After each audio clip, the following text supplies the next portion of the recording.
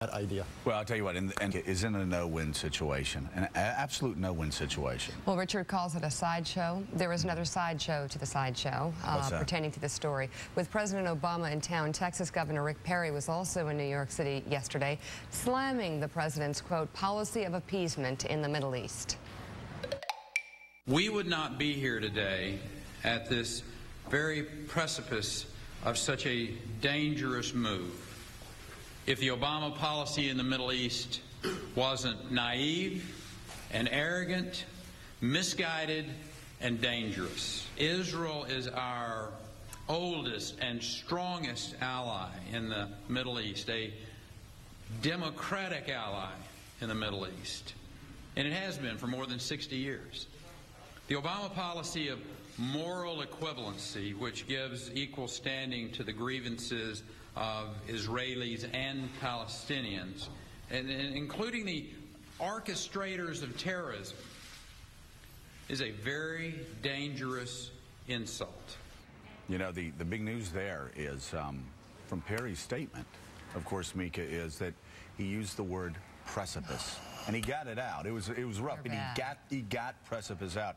Mitt Romney, though, also speaking on this issue yesterday. Yep, former Massachusetts Governor Mitt Romney, Perry's chief rival in the 2012 Republican race, also went after President Obama's foreign policy yesterday, accusing him of, quote, throwing Israel under the bus.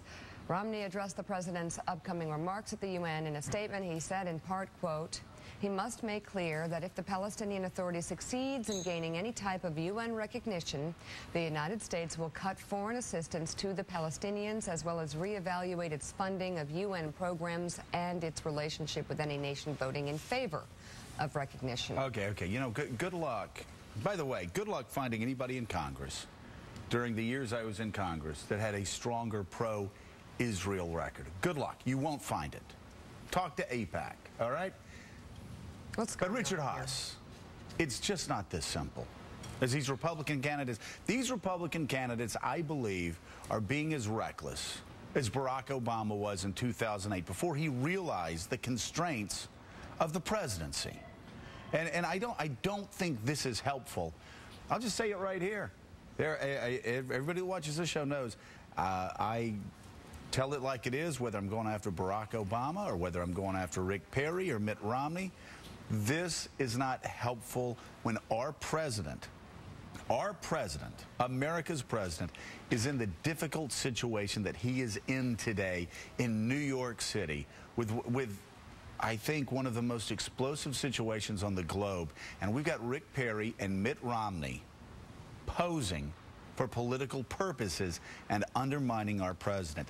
That is dangerous, and it's not good for our country.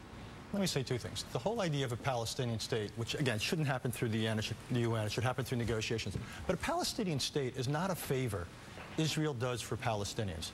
A Palestinian state is a favor Israel does for itself.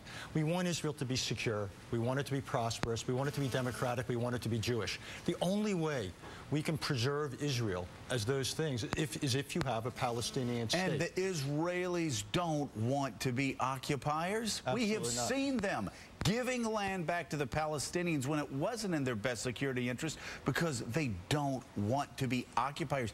It's not, forget the Palestinians, like you said, that's not good for the Israelis. And the whole idea of cutting off the $500 million in aid that the U.S. gives to the Palestinians every year doesn't make sense for a good reason. The only bright spot is the fact that in the West Bank is you actually have some progress. You have economic growth now, 7%. You have security battalions trained by the United States and Jordan that are able to keep security and keep the peace.